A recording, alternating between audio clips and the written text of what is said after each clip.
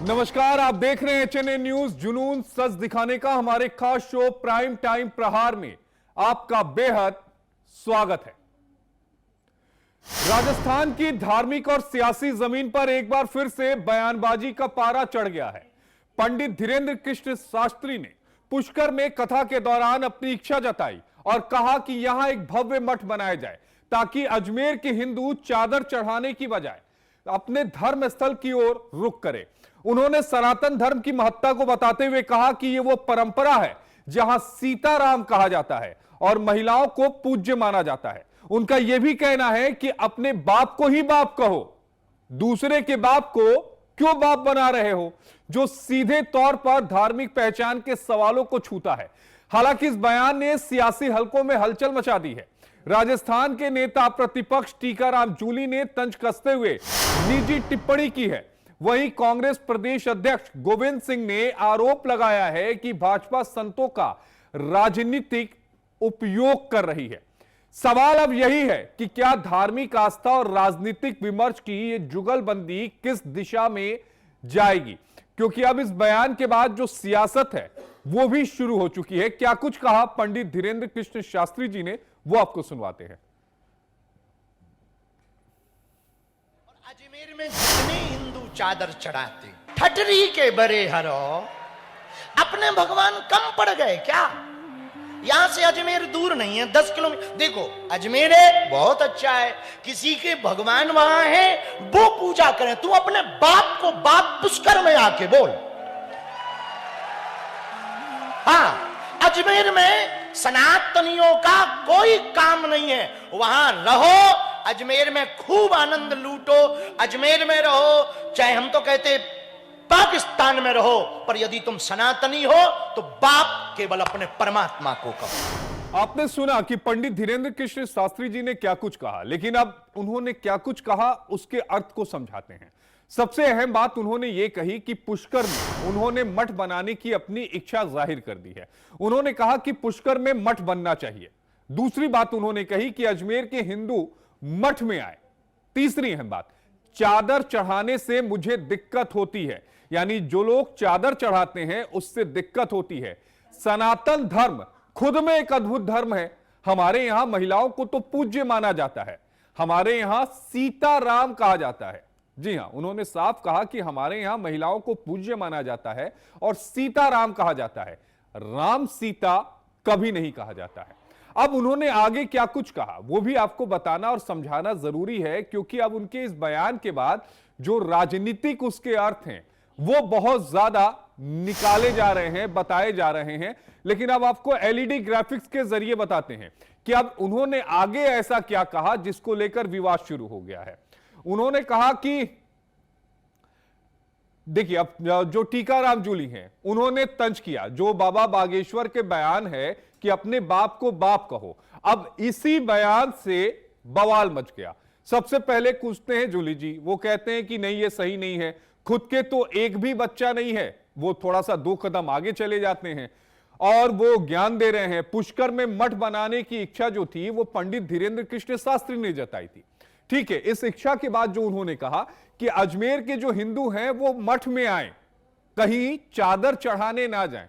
जाहिर तौर पर कहां पर चादर चढ़ाने हिंदू जाते हैं ये सभी जानते हैं। इशारों में उन्होंने बात कही है, चादर चढ़ाने से मुझे दिक्कत होती है, यह बात पंडित धीरेन्द्र कृष्ण शास्त्री ने कही। और जिसके बाद सियासी जो पारा है वो धीरे धीरे चढ़ना शुरू हो गया है। उन्होंने साफ कहा कि अपने बाप को ही बाप कहो और इसी वजह से ये जो पूरा विवाद है वो एक नया राजनीतिक रंग जो है वो लेना शुरू कर दिया है।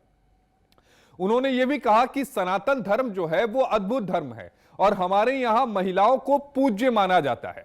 यह बात पंडित धीरेन्द्र कृष्ण शास्त्री ने कही। उन्होंने कहा कि हमारे यहां सीताराम कहा जाता है, हमारे यहां कहीं भी राम सीता नहीं होता है। इस बात को भी समझिए कि हमारे यहां राधे कृष्ण कहा जाता है, कृष्ण राधे नहीं कहा जाता। और यही बात उन्होंने कही और यही बात फिर आगे चलकर जो उन्होंने बयान दिया कि अपने बाप को बाप कहो, यह बात वहां पर नागवार गुजर गई है। टीकाराम की तरफ से सबसे पहले तंज आया जिसपे उन्होंने व्यक्तिगत टिप्पणी कर डाली। उन्होंने कहा कि खुद के तो एक भी बच्चा नहीं है। अब इस तरह की बातें बागेश्वर जो हैं वो कर रहे हैं। अब आपको डिबेट के जो सवाल है वो भी आपके टेलीविजन स्क्रीन पर हम दिखा रहे हैं, लेकिन समझिए कि दुनिया के चार चार करवा दो इस बयान के बाद जो जूली साहब ने कहा, उसके बाद एक राजनीतिक गहमा गहमी बढ़ गई। गोविंद सिंह डोटसरा का आरोप है। अब उन्होंने क्या कहा? उन्होंने कहा कि संतों का राजनीतिक जो उपयोग है वो किया जा रहा है। संतों के राजनीतिक उपयोग का सीधा सीधा आरोप लगाया। बयान के बाद राजस्थान की जो सियासत है वो गर्मा गई, लेकिन इसकी सियासत की जो तपिश है वो दिल्ली तक आन पहुंची है, और इस तपिश का असर आने वाले समय में यूपी 2027 के विधानसभा चुनाव में भी इस तपिश का जो असर होगा वो देखने को मिलेगा। अब आज का वो सवाल आपको दिखाते हैं जिन सवालों पर हम अपने मेहमानों के साथ चर्चा करेंगे। वो सवाल आपके टेलीविजन स्क्रीन पर आ रहे हैं। पहला सवाल यह है कि क्या संतों के मन से दिए जा रहे ऐसे बयान राजनीति को प्रभावित कर रहे हैं? देखिए, इस बात से इनकार नहीं किया जा सकता, क्योंकि ऐसे बयान आने के बाद तुरंत राजनीति गर्मा जाती है। एक दूसरा सवाल कि क्या धार्मिक नेताओं को राजनीतिक टिप्पणियों से बचना चाहिए? क्या जो धर्म गुरु हैं उनको किसी भी तरह की राजनीतिक टिप्पणी नहीं करनी चाहिए?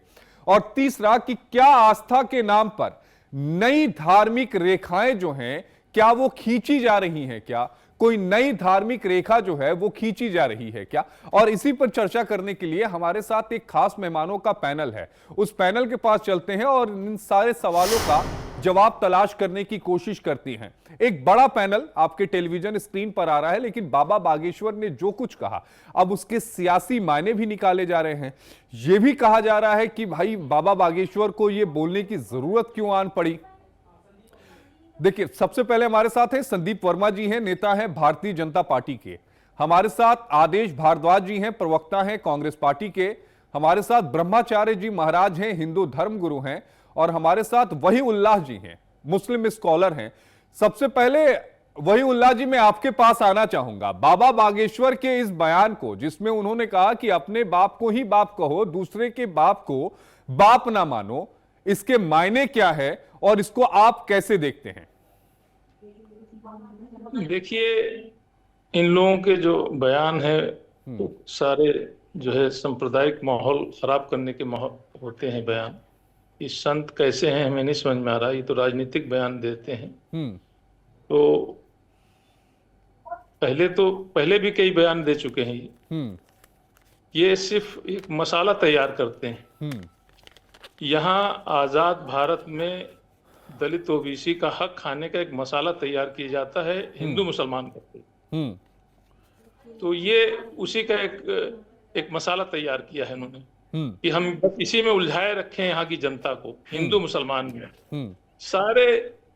मतलब हम तो यूं कहते हैं कि यहाँ जो हिंदुत्व है उसका ऑक्सीजन मुसलमान है। अच्छा, मुसलमान हिंदुत्व चल ही नहीं सकता। ये कहां से नई थ्योरी लेते आए आप? बिल्कुल नहीं थ्योरी, जैसे अरे मतलब गजब थ्योरी है। हिंदुत्व का मतलब जब इस्लाम नहीं था तब से सनातन है भाई साहब। आप ये कहेंगे कि बिना हिंदुत्व जो है वो बिना इस्लाम के चल नहीं सकता। ये कहां से नई थ्योरी आप लोग लेके आते हैं? हिंदुत्व तो अभी ये 100 साल का है। हिंदुत्व कहाँ था? सनातन अलग है, हिंदुत्व अलग है। अच्छा, हिंदुत्व ये 100 साल का है। अच्छा, हम हिंदुत्व की बात कर रहे हैं, सनातन की बात नहीं कर रहे हैं।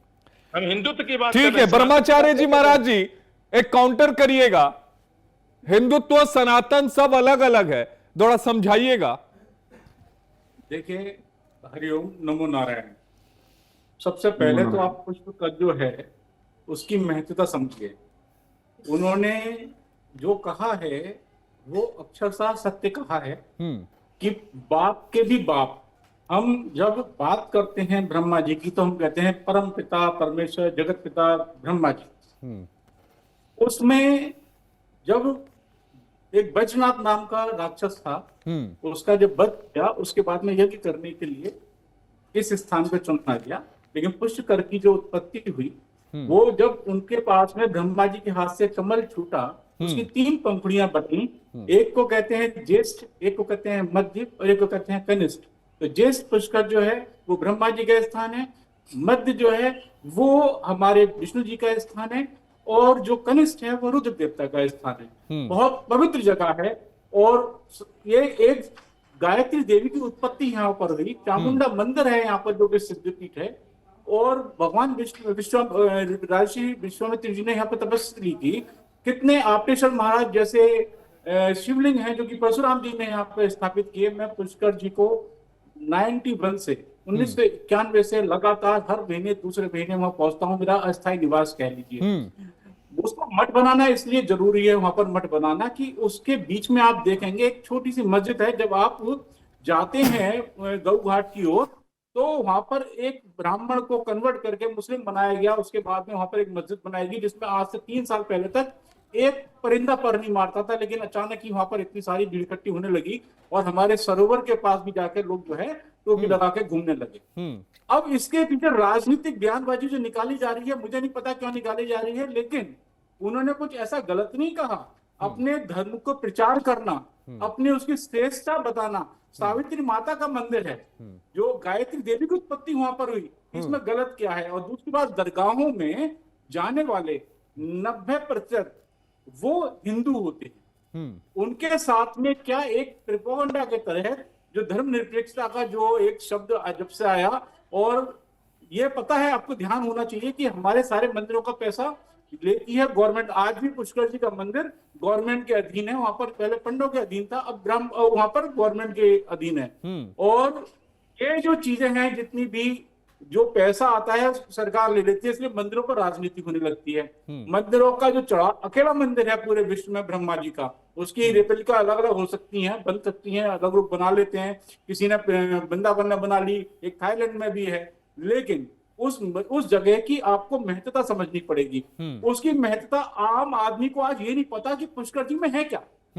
और जब मठ बन जाएगा तो मठ बनने के बाद में उसमें आप देखेंगे कि हिंदू जुड़ेगा। सनातन और हिंदू अलग नहीं है। वैदिक सनातन को मानने वाले वो हिंदू हैं, और हिंदुत्व से और हिंदू में जो फर्क करते हैं उनको ये नहीं पता कि है क्या।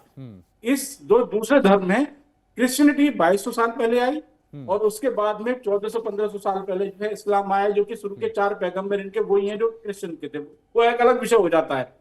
लेकिन अगर हिंदुओं ने अजमेर जैसी दरगाह में, उन्होंने नाम लिया, मैं आपको देता हूं, अजमेर दरगाह में जाना बंद कर दिया, तो आप ये बताइए वहां पर भूखे मरने की नौबत आ जाएगी। जो हजारों रुपए की चादरें लेके सिर पर चलते हैं, सारे फूल जो है पुष्कर जी से आते हैं, और अपने देवताओं को मानने में हर्जा क्या है। हमारे भगवद गीता के 13वें अध्याय में एक 8वें श्लोक में लिखा हुआ है कि मुझे पूजो। भगवान कृष्ण कहते हैं कि मृत आत्मा को पूजने वाला आदमी। आदेश भारद्वाज जी से एक रिएक्शन ले लेते हैं। आदेश भारद्वाज जी, आप लोग को आपत्ति क्या है? क्यों इतनी आपत्ति हो जाती है? संत समाज की तरफ से कोई बात कही जाती है तो? जी, हमारे को आपत्ति ये है कि जब हमारे पास में हमारा जो बृहत सनातन धर्म नहीं, आदेश भारद्वाज जी से सवाल था, कांग्रेस के प्रवक्ता हैं। आदेश भारद्वाज जी, क्यों आपत्ति होती है?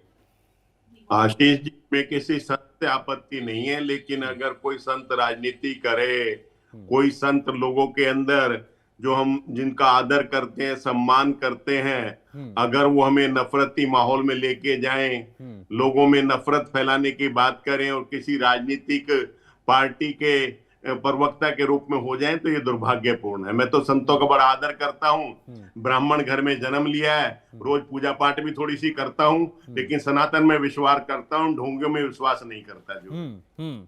और मैं उन ऐसे संतों में भी विश्वास नहीं करता जो जिस तरह से आदरणीय मुख्यमंत्री उत्तर प्रदेश के थे, उनके राज्य में हमारे सनातन धर्म में है कि अगर किसी की मृत्यु हो जाती है, उसके मृतक शरीर को उसके परिवार को दिया जाता है। लेकिन भारद्वाज जी, आप बता नहीं रहे हैं कि धीरेन्द्र शास्त्री जी ने ऐसा क्या कह दिया? काहे कितना शोर मच रहा है? डाल के किसी हिंदू की बेटी को रातों रात जला देते हैं, ऐसे संतों से तो मैं माफी चाहता हूं भाई। अरे आप कहां टॉपिक को डिरेल कर रहे हैं? देखिए, थोड़ी देर के बाद पीएम भी बोलने लगेंगे, उससे पहले मैं संदीप वर्मा जी से भी एक रिएक्शन ले लेता हूं। संदीप जी, काहे राजनीति हो रही है इस पे? मैं तो कबीर साहब का धोया है। दर्शकों को मेरा प्रणाम। और मुझे बड़ी हैरानी है आशीष जी कि यदि वो सनातन के लिए प्रचार कर रहे हैं, सनातन की बात कर रहे हैं, तो इसमें पार्टी या राजनीति कहां से आ जाती है? खैर, वो उनका अपना विषय है। मैं क्योंकि भारतीय जनता पार्टी से बिलोंग करता हूं और मैं उसका पक्ष रखने आया हूं, तो मेरा मानना यह है कि यहाँ पर सभी को अपना अपना पक्ष रखने का अधिकार है, चाहे वो राजनीतिक व्यक्ति हो, चाहे वो किसी धर्म संस्था से जुड़ा हो, चाहे कोई अन्य व्यक्ति हो। तो अब धीरेन्द्र शास्त्री जी यदि किसी विषय पे बयान दे रहे हैं तो वो भारतीय जनता पार्टी का बयान नहीं है, वो उनका स्वयं का बयान है। और जैसा कि अभी कांग्रेस के नेता कह रहे थे कि वो किस पार्टी से बिलोंग करते हैं या किसी पार्टी को, तो मुझे जहां तक समझ में आता है कि उनका एक धर्म है जिन्हें सनातन धर्म कहते हैं, ठीक है, वो सनातन धर्म का प्रचार कर रहे हैं, प्रसार कर रहे हैं, और उसमें वो क्या चीज कर रहे हैं तो वो ज्यादा अच्छे से बता पाएंगे। मगर मेरा मत ये है कि भारत जो है एक लोकतांत्रिक देश है, एक संवैधानिक देश है। सभी से माफी चाहूंगा, सीधे चलता हूं इजराइल के संसद में, जहां पर प्रधानमंत्री नरेंद्र मोदी जो है वो संबोधित कर रहे हैं दर्शकों को सीधा। प्रधानमंत्री नरेंद्र मोदी इजराइल के संसद से।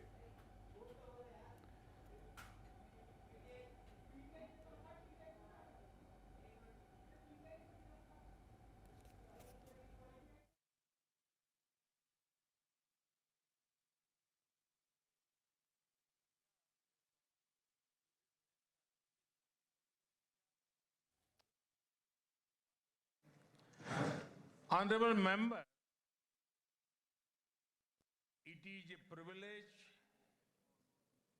and an honor for me to stand before this distinguished house.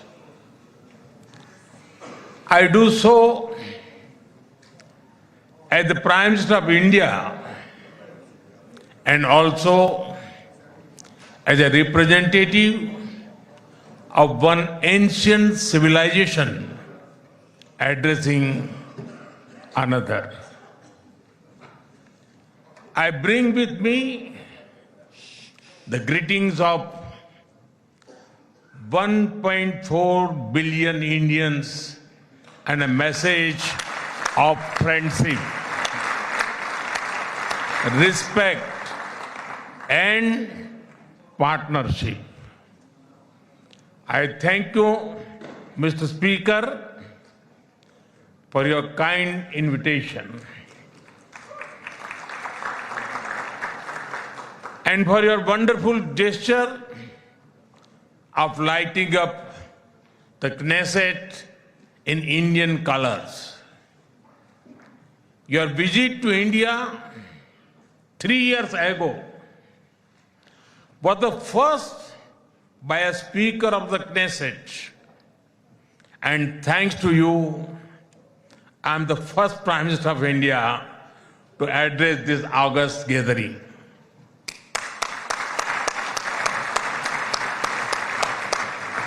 Nine years ago, I had the good fortune to be the first Prime Minister of India to visit Israel. And I'm very happy to be here again, returning to a land to which I have always felt drawn. After all, I was born on the same day that India formally recognized Israel, September 17, 1950.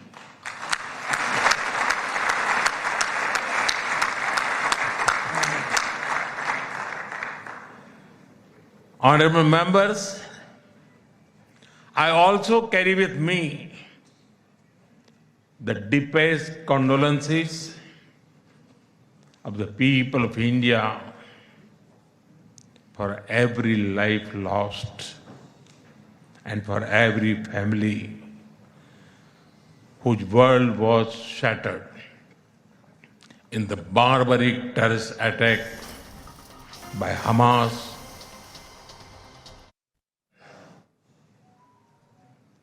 We feel your pain. We share your grief. India stands with Israel firmly, with full conviction in this moment and beyond.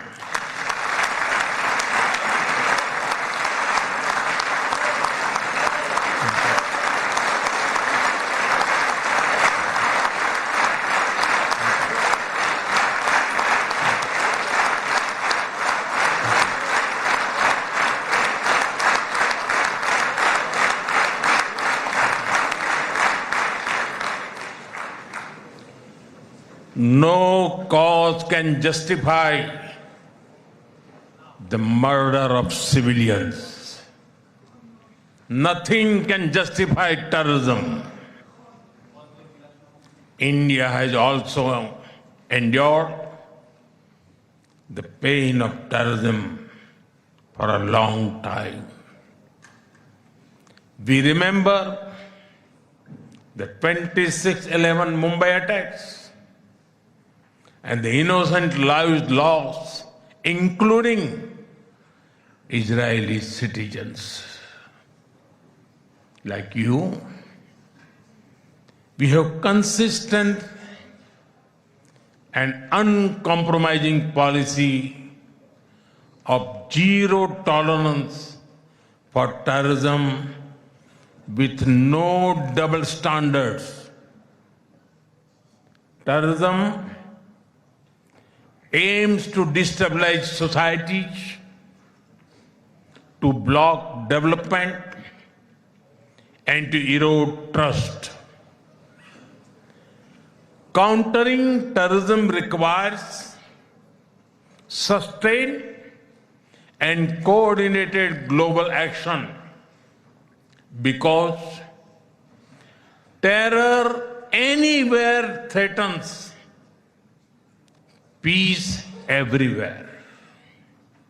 That is why India supports all efforts that contribute to durable peace and regional stability. Some years ago, when you concluded the Abraham Accords, we applauded your courage and vision. It was a moment of new hope for a long troubled region. Since then, the situation has changed significantly. The path is even more challenging. Yet, it is important to sustain that hope. The Gaza Peace Initiative that was endorsed by the UN Security Council offers a pathway.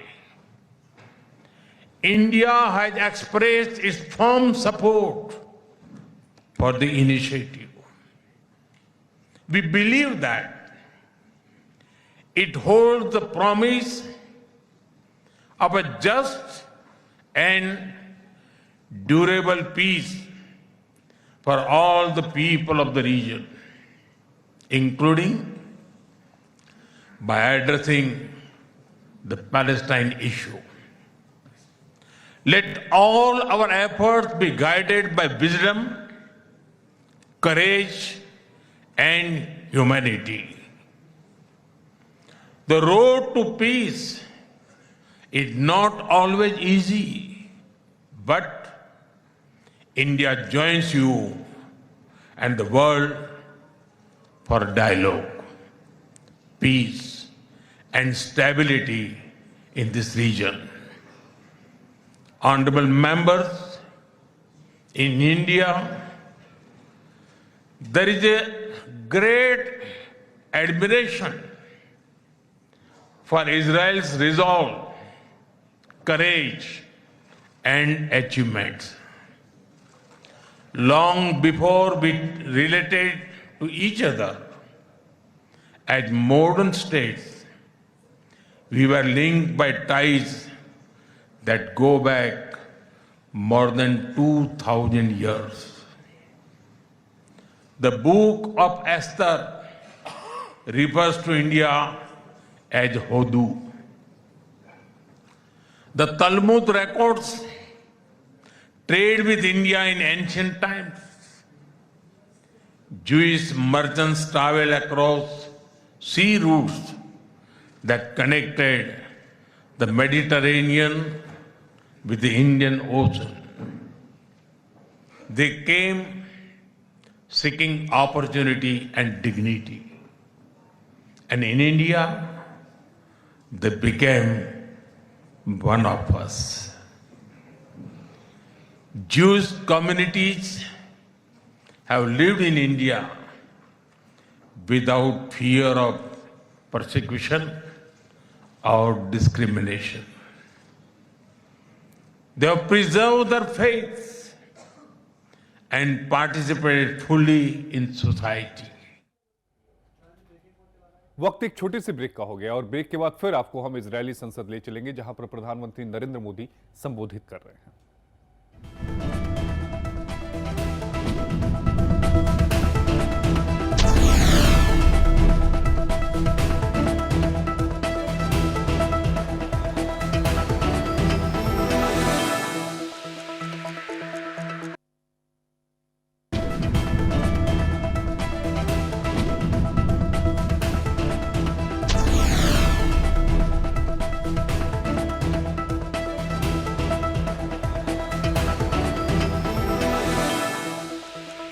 Break के बाद आपका स्वागत है। सीधे आपको Israel लिए चलते हैं जहां पर इजरायल की संसद को प्रधानमंत्री नरेंद्र मोदी संबोधित करते हैं।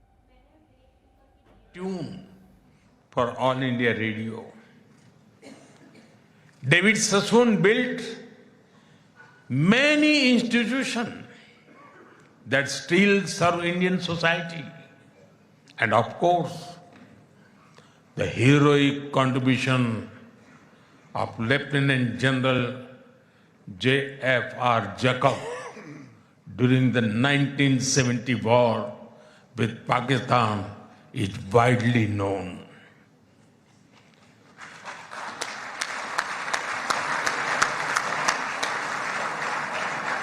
I had the honor of working closely with him after his retirement.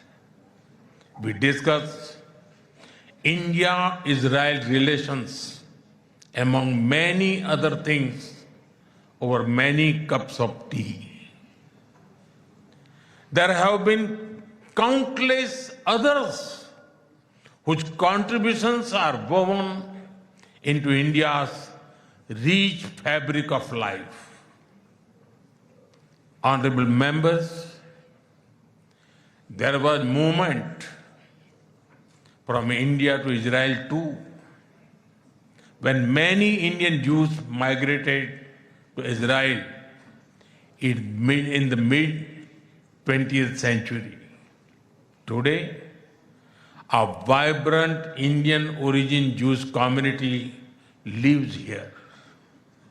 They are contributed to the building of modern Israel in laboratories and hospitals, in classrooms, and also on the battlefield. They hold firmly that Israel is their fatherland and India their motherland.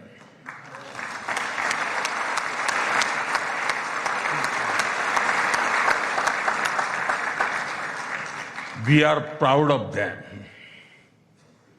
Honorable members, India's connection to this land is also written in blood and sacrifice. During the First World War, more than 4,000 Indian soldiers laid down their lives in this region. The cavalry charge at Haifa in September 1918 remains a significant chapter in military history. Major Thakur Dalpat Singh, remembered as the hero of Haifa, symbolized the shared history. During my last visit, I was deeply moved to pay my respect at the Haifa Memorial for Indian soldiers. Honorable members, last month, the world marked the International Holocaust Remembrance Day. The Holocaust stands as one of humanity's darkest chapters. Yet, even in those turbulent years, some acts of humanity stood out. The Maharaja of Navanagar in Gujarat, also known as the Jam Sahib, offered refuge to Polish children, including Jewish children who had nowhere else to turn. I am told that a statue of Jam Sahib was unveiled in Moshav Nevatim recently. Thank you. Thank you for this honor and remembrance.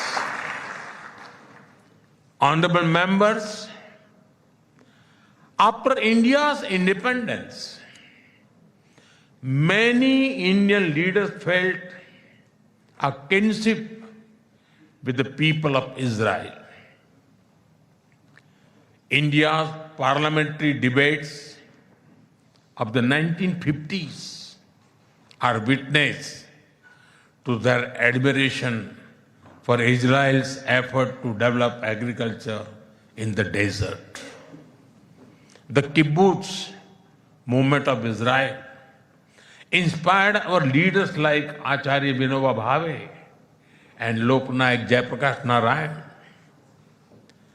First in my home state, Gujarat, and now across India, I've seen the approach of per drop, more crop work wonders in agriculture. My own first visit to Israel was in 2006 as the Chief Minister of Gujarat. Later in 2017, during my visit to Israel as Prime Minister, our two countries elevated the relationship to a strategic partnership. Since then, our engagement has expanded in scale and scope, and we are committed to further consolidate this relationship across many sectors.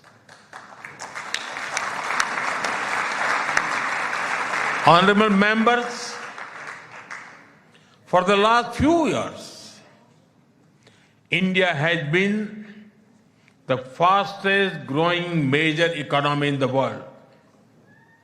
Soon, we will be among the top 3 economies globally.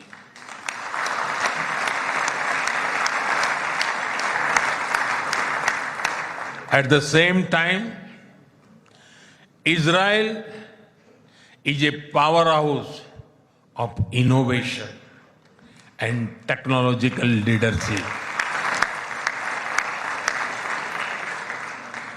This creates a natural foundation for our forward-looking partnership.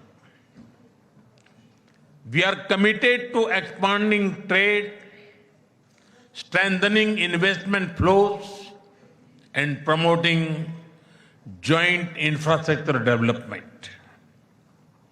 The bilateral investment treaty signed last year will provide confidence and predictability to our businesses. In the last few years, India has concluded a number of important trade agreements with other nations. To your west, the European Union and the UK. To your east, the UAE and Oman. Our bilateral goods trade has grown significantly in recent years, but it does not reflect the full scope of opportunity. That is why our teams are working hard to negotiate an ambitious free trade agreement.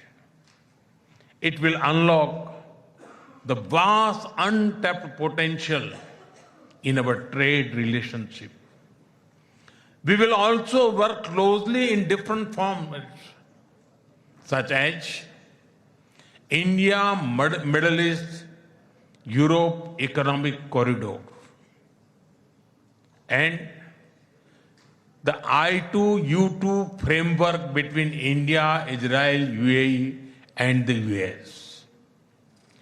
Defense and security is another important pillar of our partnership. In November last year, we signed an MOU on defense cooperation. In today's uncertain world, a strong defense partnership between trusted partners like India and Israel is of vital importance. Honorable members, Israel is often called the startup nation. In recent years, we have also been working to unlock the innovation and creativity of our youth. I recall that in 2018, Prime Minister Netanyahu and I inaugurated the iCreate Technology Business Incubator in India. Since then, it has supported nearly 900 such startups. Last week, we hosted the world's largest and the most democratized AI Impact Summit with representatives from over 100 countries. Our aspirational spirit aligns naturally with Israel's innovation ecosystem. I see a lot of synergies in areas such as quantum technologies, semiconductors, and artificial intelligence.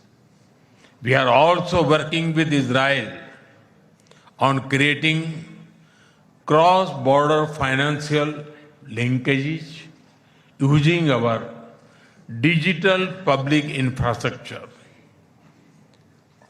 Honorable members, I mentioned how inspiring we found Israel's agricultural miracle in desert. Israeli expertise in precision irrigation and water management has already transformed agricultural practices in India. Together, we have established 43 centers of excellence across India that have provided training to more than 500,000 farmers. We should now set an ambitious goal to expanding to 100 centers to benefit millions of farmers and fishermen. Honorable members, at the heart of the India-Israel partnership are the ties between our peoples. When I first visited Israel in 2006, there were a handful of yoga centers in Israel. Today, yoga seems to be practiced in almost every neighborhood. I am told that interest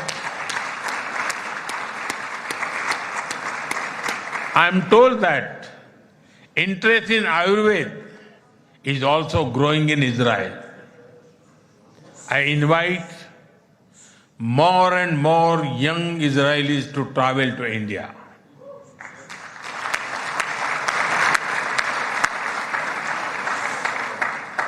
They will witness the dynamism of our society and experience what holistic wellness can do for the body and the mind. I'm happy to inform this August House that the Indian Parliament has set up a parliamentary friendship group for Israel. I invite you all to visit India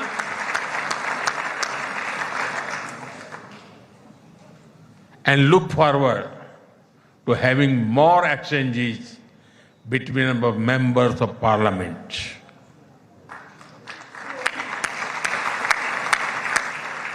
I am aware that Indian caregivers and skilled workers in Israel contribute immensely to families and communities. They have displayed remarkable courage and dedication in times of crisis, including on October 7. We are proud of them.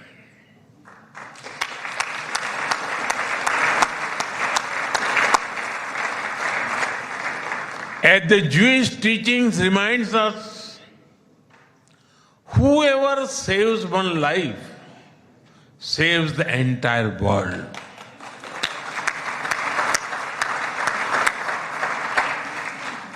Their service reflects the strength of the human bonds behind our cooperation. We will continue to facilitate the movement of workers and professionals across sectors that benefit both of our nations. Honorable members, we are both ancient civilizations, and it is perhaps no surprise that our civilizational traditions also reveal philosophical parallels. In Israel, the principle of Tikkun Olam speaks of healing the world. In India, Vasudhaiv Kutumbakam affirms that the world is one family. Both ideas extend responsibility beyond immediate boundaries. They ask societies to act with compassion and moral courage. Judaism emphasizes halakha, guiding everyday conduct through law and practice. Hindu philosophy speaks of dharma, the moral order that shapes duty and right action. In both traditions, ethical life is lived through action. वक्त अभी छोटे से एक break का हो गया है। Break के बाद फिर आपको इजरायल लेके चलेंगे, जहां पर प्रधानमंत्री नरेंद्र मोदी इजरायल की संसद को संबोधित कर रहे हैं।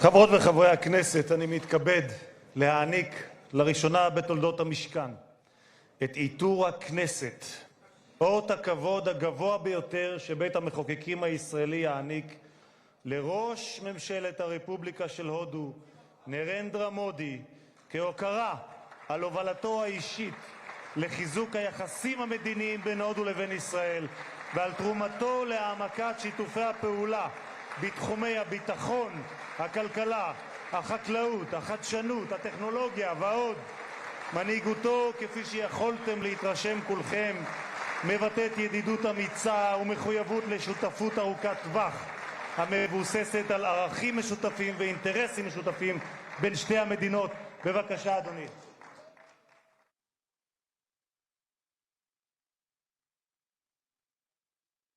सुन रहे थे 7 अक्टूबर 2023 हमले की भारत में जो हुई थी उसकी कड़ी निंदा करता हूं, प्रधानमंत्री नरेंद्र मोदी ने कहा। उन्होंने कहा कि आतंकवाद से भारत भी पीड़ित है।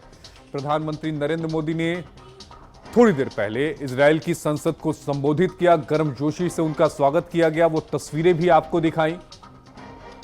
भारत सबसे तेज गति से विकास करने वाला देश है, प्रधानमंत्री नरेंद्र मोदी ने कहा। जल्द ही दुनिया की तीसरी सबसे बड़ी अर्थव्यवस्था भारत बनने जा रहा है। तो इजरायली संसद में पीएम नरेंद्र मोदी का संबोधन हुआ है। आतंकवाद पर दोहरा रवैया कतई बर्दाश्त नहीं करेंगे, प्रधानमंत्री ने यह भी कहा। और आतंकवाद से भारत भी पीड़ित है।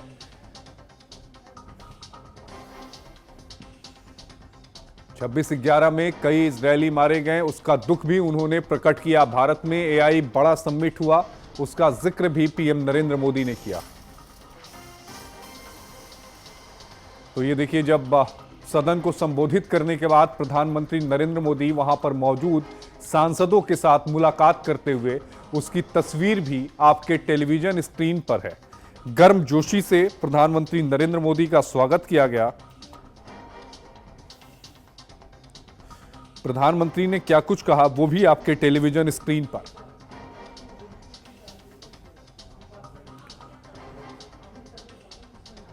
प्रधानमंत्री नरेंद्र मोदी ने यहां तक कहा कि यहूदी समुदाय भारत में बिना किसी भेदभाव के रहते आए हैं और आतंकवाद के खिलाफ भारत की जीरो टॉलरेंस की नीति है। प्रधानमंत्री ने गाजा पीस पर खुलकर बात की। बोला, गाजा पीस एक रास्ता दिखाता है। मैं अपने 140 करोड़ भारतीयों का अभिवादन लेकर आया हूं। प्रधानमंत्री नरेंद्र मोदी को इजरायली संसद में स्टैंडिंग ओवेशन मिला, उसकी तस्वीरें भी आपको दिखाई। प्रधानमंत्री नरेंद्र मोदी ने अपने जन्म की तारीख का भी जिक्र किया और कहा कि जब भारत ने इजरायल को मान्यता दी, उसी 17 सितंबर को मैं पैदा हुआ था।